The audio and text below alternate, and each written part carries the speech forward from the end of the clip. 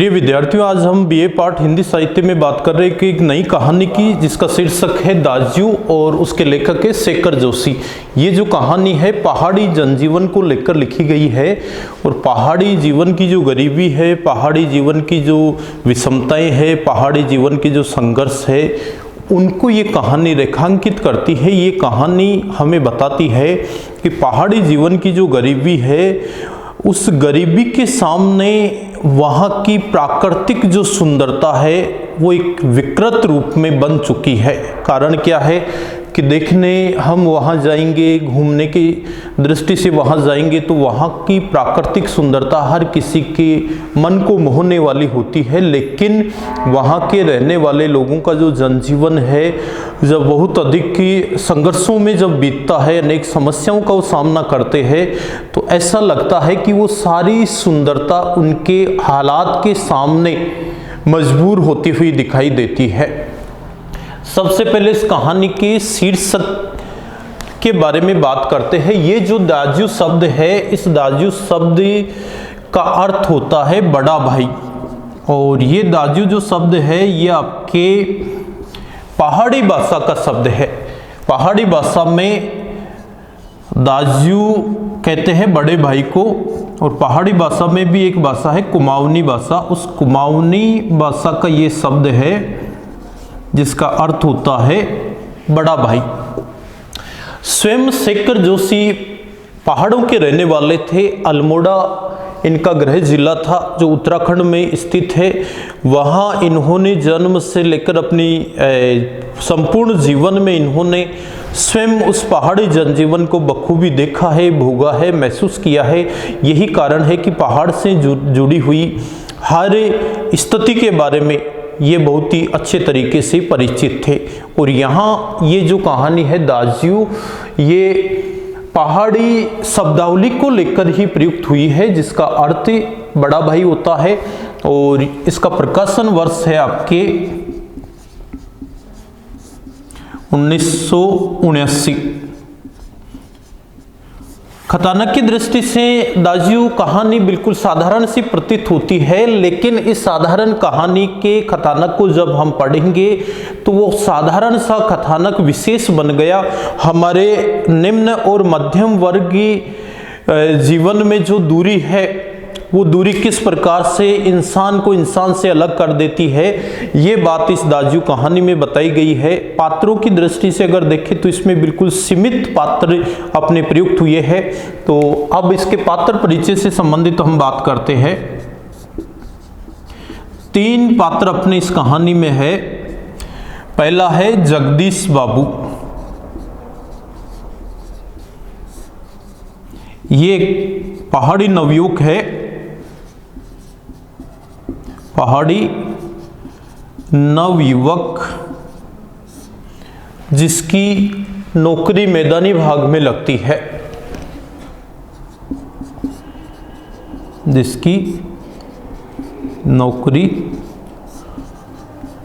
मैदानी भाग में है। दूसरे पात्र की बात करेंगे मदन। एक 9-10 वर्षीय बालक है, एक बालक, ये भी पहाड़ी बालक है, पहाड़ का रहने वाला।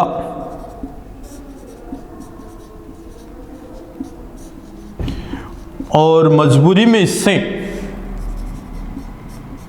और इसको एक कैफे में नौकरी करनी पड़ती है।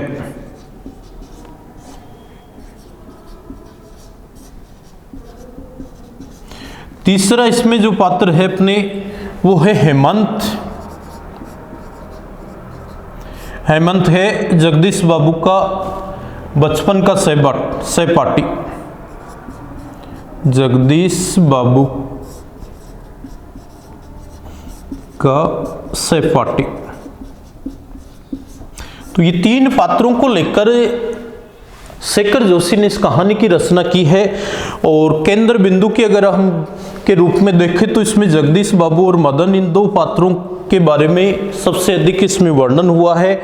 आंशिक रूप में इसमें जिस पात्र की बात चर्चा हुई है वो है हेमंत। तो ये कहानी दो व्यक्तियों को लेकर जो रची गई है, दो मानसिकताओं को रेखांकित करती है कि किस प्रकार से उच्च और मध्यम वर्गीय जो लोग हैं निम्न वर्गीय लोगों से दूरी बनाए रखते हैं, उनके साथ भेदभाव करते हैं। दोनों एक ही क्षेत्र के हैं, जगदीश बाबू और मदन, लेकिन धीरे धीरे जो जगदीश बाबू की जो मानसिकता है वो मदन के प्रति किस प्रकार से बदल जाती है और मदन जो बच्चा था उसके हृदय पर क्या बीतती है, जगदीश बाबू के व्यवहार से क्या बीतती है, ये इस कहानी में मुख्य रूप से बताया गया है। तो ये कहानी अमीरी और जो गरीबी का जो भेद है, बाबूगिरी की जो प्रवृत्ति है उस प्रवृत्ति पर व्यंग्य करती है और ये दिखाती है कि हमें बिना किसी भेदभाव के मनुष्य के प्रति किस तरीके का व्यवहार होना चाहिए, कैसी हमारी मानसिकता होनी चाहिए, कैसी हमारी सोच होनी चाहिए, ये सारी बातें हमें अपने व्यवहार में उतारनी चाहिए। ऐसी बात शेखर जोशी ने इस दाजू कहानी के माध्यम से बताने का प्रयास किया है। कहानी का जो कथानक है वो संक्षिप्त है बिल्कुल, लेकिन इस संक्षिप्तता में भी एक विशालता हम देख सकते हैं कि जो उद्देश्य लेकर शेखर जोशी ने इस कहानी की रचना की है उस उद्देश्य को प्रकट करने में वो पूर्ण रूप से सफल होते हैं। अब कहानी की शुरुआत करते हैं, इसके कथानक की बात करते हैं। तो इसमें प्रारंभ में जगदीश बाबू को दर्शाया गया है कि चौक बाजार से साइन बोर्ड वाले कैफे के पास जगदीश बाबू देखते हैं कि एक लड़का, और वो लड़का कौन है, वो लड़का है मदन, जिसका नाम अपनी कहानी में आगे आएगा, जिसका गोरा चिट्टा मुख है, नीली आंखें है, सुनहरे उसके बाल है और अपने काम में बिल्कुल फुर्ती है। जिस प्रकार से कमल के पत्ते पर पानी की बूंद गिरती है और गिरते ही नीचे टपक जाती है, उसी प्रकार से मदन के कार्य में भी एक विशेष सी फुर्ती उसमें देखी जा सकती है। और बच्चे की शकल सूरत देखकर अनुमान लगाया जा सकता है कि इस समय इसकी उम्र 9-10 वर्ष के आसपास होगी, जो बिल्कुल ठीक थी। कितनी उम्र थी मदन की? 9-10 वर्ष। और जगदीश बाबू ने सबसे पहले उस छोटे से कैफे में उस बालक को देखा और देखते ही उनके मन में तरह तरह के विचार उत्पन्न होने लगे और जगदीश बाबू तुरंत उस छोटे से कैफे के अंदर प्रवेश करते हैं। जाकर देखते हैं कि उस समय वो जो बच्चा है टेबल पर रखी हुई जो खाली जो प्लेटें थी उनको उठाने में व्यस्त था, लेकिन जैसे ही जगदीश बाबू को अपने सामने देखता है तुरंत उनका अभिवादन करता है, मुस्कुराकर उनको बैठने के लिए बोलता है। और जगदीश बाबू जैसे ही कुर्सी पर बैठते हैं जाकर उनसे आग्रह करने लगता है कि आपको क्या चाहिए। उसकी वाणी में एक विशेष मधुरता है, उसकी हंसी में एक विशेष प्रभाव है और ये बात जगदीश बाबू ने मदन के रूप में देखी। और मदन ने जाकर जब जगदीश बाबू से कहा कि क्या चाहिए साहब, तो जगदीश बाबू ने ऑर्डर दिया सिंगल चाय। और वैसे उस मदन की शकल सूरत देखकर बिना मेनू देखे ही जगदीश बाबू ने तय कर लिया कि मुझे क्या खाना है, क्या पीना है, क्या मंगवाना है। मदन वहां से चला जाता है और जगदीश बाबू अपने विचारों में मग्न है। वो सोच रहे हैं कि पहाड़ से इतनी दूर, क्योंकि ये जगदीश बाबू स्वयं भी पहाड़ का रहने वाला था और इसकी नई नई दूसरी जगह नौकरी लगी थी, तो वहाँ वो सोचता है कि यहाँ सब कुछ मेरे लिए बिल्कुल अजनबी है, सब मेरे लिए अपरिचित है। बिल्कुल अकेलापन जगदीश बाबू महसूस करता है, उससे सब कुछ सुना सुना सा लगता है। पहले सोचता था कि जब अच्छी नौकरी मिल जाएगी, आज मुझे बहुत अच्छी नौकरी मिल गई, एक अधिकारी या अफसर में बन चुका हूँ, लेकिन अपनों से दूर होने का जो दुख है वो जगदीश बाबू को बहुत ज़्यादा है। वहाँ उस कैफ़े में, चौक बाज़ार में जो बहुत ज़्यादा भीड़ भाड़ थी, उस भीड़ भाड़ के बीच में भी जगदीश बाबू बिल्कुल अकेलापन महसूस करता है। उससे ऐसा लगने लगता है कि कोई उसके पास का अगर रहे, उसके गांव के पास का अगर कोई व्यक्ति मिले तो उससे मैं बहुत सारी बातें करूं, लेकिन वहाँ उस भीड़ के बीच में उससे अपना या कोई परिचित नहीं मिलता है। तो जगदीश बाबू अपने विचारों में खोए हुए है कि इससे बढ़िया तो मेरा पहाड़ी जीवन अच्छा था, जो आराम से वहाँ अपनों के बीच में रहता था। लेकिन आज सब कुछ मिलकर, अच्छी नौकरी मिलकर भी मैं कितना असहज महसूस कर रहा हूँ। सोच रहा है कि यहाँ अगर कोई मेरे प्रति अपनत्व रखे तो मुझे कितना अच्छा लगे। इस प्रकार के विचारों में वो खोया हुआ है कि यहाँ कितनी चहल पहल है, लेकिन इस चहल पहल के बीच में भी मैं बिल्कुल ऐसा लग रहा हूँ जैसे कि मेरा अपना कोई नहीं है। अर्थात भीड़ में भी जगदीश बाबू अपने आप को बिल्कुल अकेला महसूस करते हैं। तभी उनका ध्यान भंग करते हुए के लिए मदन आ जाता है, जो पहले से ही चाय रख के चला गया था। जगदीश बाबू भूल जाते हैं तो मदन फिर उनको याद दिलाता है कि साहब चाय ठंडी हो जाएगी, चाय लीजिए। जगदीश बाबू अपने विचारों से बाहर निकलते हैं और चाय की तरफ ध्यान नहीं देते, बल्कि वो मदन की बात की तरफ ध्यान देते हैं। उसकी वाणी से उन्हें ऐसा लगा कि जरूर ये पहाड़ का रहने वाला है। जैसे पहले शकल सूरत देखकर ही उन्होंने अनुमान लगा लिया था कि हो न हो ये मेरी तरफ का ही रहने वाला है, लेकिन अब की बार उसकी वाणी से वो बिल्कुल समझ गया कि ये पहाड़ का रहने वाला है। तो बड़े प्यार से जगदीश बाबू पूछते हैं कि क्या नाम है तुम्हारा। तो वो जो लड़का था 9-10 वर्ष का, वो अपना नाम बताता है मदन। फिर जगदीश बाबू से दूसरा प्रश्न करते हैं कि कहाँ के रहने वाले हो। तो मदन कहता है साहब पहाड़ का रहने वाला हूँ, अर्थात पहाड़ी है। जगदीश बाबू फिर उससे बातें करने लगते हैं, अपनत्व दिखाने लगते हैं कि पहाड़ तो बहुत सारे हैं, तुम कौन से पहाड़ के हो। और बहुत सारे जो पहाड़ है जिनमें जगदीश बाबू ने बताया कि पहाड़ तो बहुत सारे हैं। आबू है, दार्जिलिंग है, मसूरी है, आपके अल्मोड़ा है। तो सबके अंत में जो जगदीश बाबू ने नाम बताया अल्मोड़ा, ये मदन कहता है जी साहब अल्मोड़ा का ही रहने वाला हूँ। अल्मोड़ा, तो आपको ध्यान रखना है कि ये जो नन्हा सा बालक था कहाँ का रहने वाला था, अल्मोड़ा का रहने वाला था। और अल्मोड़ा कहाँ स्थित है, उत्तराखंड में स्थित है। और इसी अल्मोड़ा में अपने जो लेखक की शेखर जोशी है उनका जन्म हुआ था। उनकी प्रारंभिक जो शिक्षा है वो अल्मोड़ा में हुई थी। इसलिए इन्होंने अपने ज़िले को, अपने गांव को, अपने पहाड़ों को, अपने भूभाग को, अपने वातावरण को, अपनी प्रकृति को माध्यम बनाकर ये कहानी रची है। और जो पात्र भी उन्होंने काम में लिए हैं वो पहाड़ी पात्र और पहाड़ी गांव, पहाड़ी भाषा, पहाड़ी जगह उन्होंने काम में ली है। अल्मोड़ा का नाम सुनते ही जगदीश बाबू का जो अपनत्व है वो मदन के प्रति और ज़्यादा बढ़ जाता है। कहने लगते हैं कि अल्मोड़ा में कौन सी जगह। तो ये नन्हा सा बालक कहता है साहब अल्मोड़ा से 15-20 मील दूर मेरा गांव है।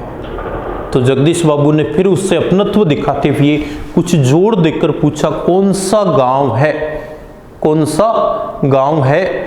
तो ये मदन अपने गांव का जो है नाम लेना नहीं चाहता था, क्योंकि उसके गांव का नाम कुछ अटपटा सा ही था, इसलिए वो लेना नहीं चाहता था। जब जोर देकर उससे पूछा गया तो उसने अपने गांव का नाम बताया, डोटिया लगो। तो ये मदन रहने वाला था डोटिया लगो गांव का। तो जगदीश बाबू फिर कहने लगे कि तुम्हारे गांव के पास का ही मैं हूं। और उन्होंने अपने गांव का नाम बताया कि तुम्हारे पास में जो दूसरा गांव है वहीं का रहने वाला मैं हूं। इतना सुनते ही मदन को ऐसे लगा जैसे उसका कोई अपना आ गया हो। क्यों? क्योंकि इस भीड़ भाड़ में केवल जगदीश बाबू ही अकेले नहीं थे, ये नन्हा सा बच्चा भी बिल्कुल अकेला था, जिसको मजबूरी में वहाँ वेटर की नौकरी करनी पड़ रही थी। होटल में बॉय के रूप में इसको काम करना पड़ रहा था। सोचा कि आज से मुझे कोई अपना मिल गया है और ये मदन अतीत में खोने लगा। अतीत, गांव, नदी, बाबा, ईजा, और ईजा का अर्थ इसमें आया है अपने माँ। माँ को ये बालक कहता है ईजा। इसके बाद में दाज्यू, दाज्यू मतलब बता ही दिया आपको, बड़ा भाई। फिर दीदी, फिर याद आती है भूली, और भूली का इसमें अर्थ है छोटी बहन, छोटी बहन। इन सभी को याद करने लगता है मदन। क्यों? क्योंकि पहाड़ का और उसके गांव का और गांव पास वाले गांव का नाम लेते ही उसको अपनों की याद आने लगी, अपने बाबा की, अपनी अम्मा की अर्थात अपनी ईजा माँ की, दाजू बड़े भाई की, अपनी दीदी की, भूली अर्थात छोटी बहन की। और उससे ऐसा लगने लगा जैसे कि उससे अपना दाजू मिल गया हो अर्थात बड़ा भाई मिल गया हो। उस दिन से जगदीश बाबू और मदन के बीच में बहुत ज़्यादा अपनत्व बढ़ जाता है। दोनों अक्सर जो है विभिन्न प्रकार की चर्चाएं करते रहते हैं और हर रोज जगदीश बाबू उस कैफे में आने लगते हैं और मदन उनके आते ही तरह तरह की बातें कहने लगता है और उनको संबोधित करने लगता है दाजू कहकर अर्थात बड़ा भाई। कौन सी भाषा में? पहाड़ी कुमाऊनी भाषा पे। अब इन दोनों के बीच में अक्सर चर्चा होती रहती है कि दाजू आज तो ठंड बहुत है, दाजू आपने कल खाना कम खाया, दाजू आपके क्या हालचाल है, आपका स्वास्थ्य कैसा है। इस प्रकार की बातें मदन जगदीश बाबू के कैफे में आते ही शुरू कर देता है और दोनों के बीच में इस तरीके से बातें होती है जैसे एक वेटर और एक ग्राहक के बीच में नहीं बल्कि एक छोटे और बड़े भाई के बीच में बातचीत हो रही हो। उस तरीके की बातचीत आपके जगदीश बाबू और मदन के बीच में होती है। ऐसा करते करते एक लंबा दौर, एक लंबा समय बीत गया। अब धीरे धीरे जो जगदीश बाबू है इसकी जान पहचान केवल चौक और कैफे तक ही सीमित नहीं रही बल्कि वो पूरा जो बाजार जहाँ इनकी नौकरी थी, जहाँ ये रहते थे, वहाँ इससे अपनापन लगने लगा। और अब एक प्रकार से हम ये कह सकते हैं कि जगदीश बाबू को मदन की आवश्यकता नहीं रही। क्यों? क्योंकि चारों तरफ ही उससे अपने ही अपने लगने लगे, हर जगह उसकी जान पहचान हो गई, तो अकेलापन जगदीश बाबू का बिल्कुल दूर हो गया। अब आगे की इस कहानी की जो कथानक की जो बात है वो हम अपनी अगली कक्षा में करेंगे।